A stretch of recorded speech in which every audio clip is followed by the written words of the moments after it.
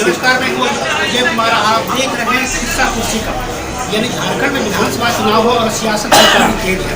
और प्रथम द्वितीय चरण का अब कुछ ही घंटे बचे हुए हैं, यानी 3 नवंबर को चुनाव होना बाकी है दूसरे चरण का। और तस्वीरें जो दूसरे चरण की तस्वीरें आएगी वो लगभग सरकार के करीब होगा।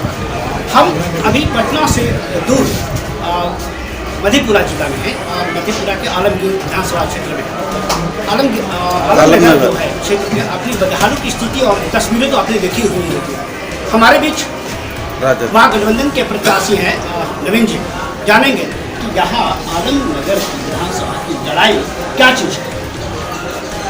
आलमनगर की लड़ाई जो अभी है 25 साल का जो व्यवस्था और प्रशासन का हुआ उसी की लड़ाई है। 25 साल से जो है विकास के नाम से यहाँ कोसों को दूर रखा, उसी की लड़ाई है। हम अपने पब्लिक के बीच में, मतदाता के बीच में जो जा रहे हैं 25 साल की बदहाली बनाम 5 साल की। तो 25 साल की बदहाली है, इसको हम 5 साल आने वाले 5 साल में। क्या लगता है कि 25 साल की लड़ाई 5 साल में तस्वीर बदल देंगे? तो अगर नियति सही हो तो निश्चित रूप से, अगर इच्छा शक्ति सही हो, निश्चय सही हो तो निश्चित रूप से परिवर्तन। क्या लगता है कि इसके पहले तथाकथित जो विधायक यहाँ रहे तो वो इस बात को ध्यान नहीं रखा है, इन कर्ताओं का ध्यान नहीं रखा? क्या कहेंगे इस पर? बिल्कुल नहीं रखा गया है, सिर्फ कोर्ट ऑफ पॉलिसी किया गया है। सिर्फ कुर्सी सत्ता में कैसे बने रहें, सिर्फ इस पर चर्चा हो, विकास से कोसों दूर है। और यहाँ की जगह आपने देखा ही होगा कि रोड की स्थिति क्या है। आलमनगर परिसर में उनके विधानसभा क्षेत्र में आप घुसे ही होंगे, जैसे ही जर्किन लगा होगा तो आप समझ लीजिए उससे सारा हो जाता है, साफ इशारा हो जाता है कि आलमनगर विधानसभा में हम घुसे। अगर उससे आप आलमनगर परिसीमन से आप बाहर जाएंगे तो जैसे ही आप यहाँ हैं पूर्णिया जिला के परिसीमन में घुसेंगे तो रोड की स्थिति आपको अच्छी मिलेगी। भागलपुर जिला में घुसेंगे तो रोड की अच्छी स्थिति मिलेगी। तो इसलिए सच्चाई जो है, सच्चाई को स्वीकार करना है और ये आपके कैमरे की नज़र झूठ नहीं होती। इसलिए 25 साल की बदहाली बनाम 5 साल। ऐसा क्या है कि यहाँ की स्थिति किसी दोषी नहीं? दोषी शासन सत्ता को मानेंगे, जो यहाँ के प्रतिनिधित्व कर रहे हैं उनको हम मानेंगे। नीतीश सरकार को नीतीश सरकार भी है। नीतीश सरकार के मैं कुछ हद तक ये भी मान सकता हूँ, यहाँ जो स्थानीय जनप्रतिनिधि माननीय मंत्री महोदय, इन्होंने बगल के हमारे पड़ोसी नीतीश सरकार के ही विधायक, मंत्री भी नहीं पन्नालाल पटेल, इन्होंने अपने बेलदौर विधानसभा को बाढ़ से मुक्ति दिलाई। जब वहाँ इनसे कम पढ़े लिखे, कम विद्वता में और कम 2 बार के जीते हुए जब वो कर सकते हैं, कर दिए जो हमारे सीमा से सटे हुए हैं, तो फिर 25 साल में यहाँ क्यों नहीं हुए? और 25 साल में आज तक यहाँ विधानसभा सत्र में एक बार भी क्वेश्चन उठाई तक नहीं हुआ। जो जन समस्या है यहाँ, प्रत्येक वर्ष बाढ़ की समस्या से यहाँ लाखों जिंदगी बेघर हो जाती है। संवेदनहीनता का जितने भी पराकाष्ठा है सबको पार कर गया। सिर्फ शासन सत्ता में कैसे बने रहे उसकी ड्यूटी से मधेपुरा तो ऐसे राजद का गढ़ माना गया। आलमनगर विधानसभा उस गढ़ में एक जदयू का गढ़ है। और इस बार की जो लड़ाई है, परिवर्तन की लड़ाई में आलमनगर विधानसभा के महान मतदाता ने तय कर लिया है कि जात पात से ऊपर उठकर और पार्टियों से भी ऊपर उठकर, जात पात तो एक अलग चीज़ हो गया, लेकिन पार्टी से भी ऊपर उठकर इस बार परिवर्तन में हमें साथ दे रहा है और महागठबंधन में राजद के हाथ को मजबूत कर रहा है। और भाई